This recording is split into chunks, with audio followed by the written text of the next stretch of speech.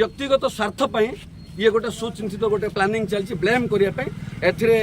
केवे सफल कहीं हेबेनि बा ये जगन्नाथ अच्छे विचार कर आज ठीक से चली आम बयस शेष होगा गलानी आम ठीक से पढ़ापढ़ी कर परीक्षा देला टिके भल है पुणी आउे गोटे राय व्यवहार कर भाई पुणी आउे गोटे माने गुजब सृष्टि कर गोटे बदनाम लगे गोटे परीक्षा को बंद करने निश्चित भाव में सब फलप्रद होनी जगन्नाथ अच्छा जो बर्तमान परिवर्तन होती परीक्षा भल चली कौटी कौन टे सर्भर डाउन है कि लिंक फेल है कि कौन टे लेट होगा कौटी सेटा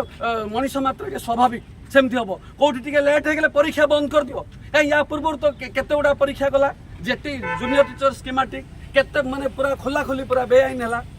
जी जानी से नियम टाक सी जानी समस्ते जानीपारे लेखाई गोटे आउ गोटे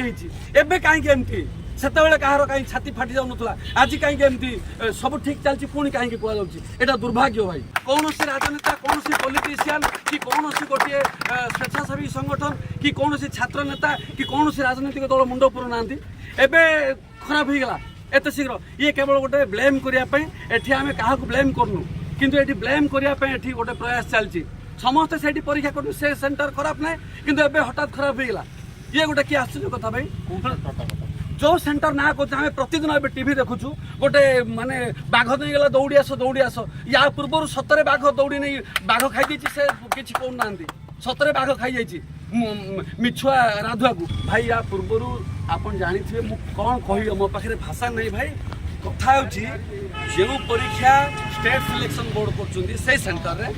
डिफेन्स एग्जामिनेशन भी होशा स्टाफ सिलेक्शन कमिशन भी कर OSSS एग्जाम कले खराब हो गला से सेंटर कौन एबर कि भाई कहना आप से सेंटर एवं नुह ना समस्ते कर ठीक चलती एत बेलू कहीं समस्ते ये कर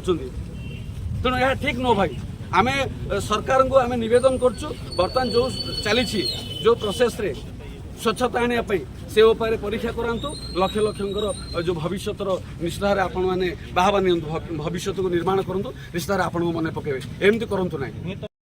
देखो आज 100 रु ऊर्ध्व छात्र OSSS ऑफिस सामने जाकि शांतिपूर्ण भाव में दाबी रखिंट जे RI एग्जाम बातिल न करने कारण से माने बहुत मेहनत करके एग्जाम देते भल भी होती तो से तो मु दुई गोष्ठी मध्य समस्त मत मु कहूँ मु एकपेक्षा मत कहूनी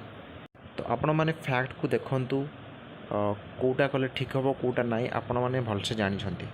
तो आपणकर मत कौन मत कमेंट सेक्शन में जनातु।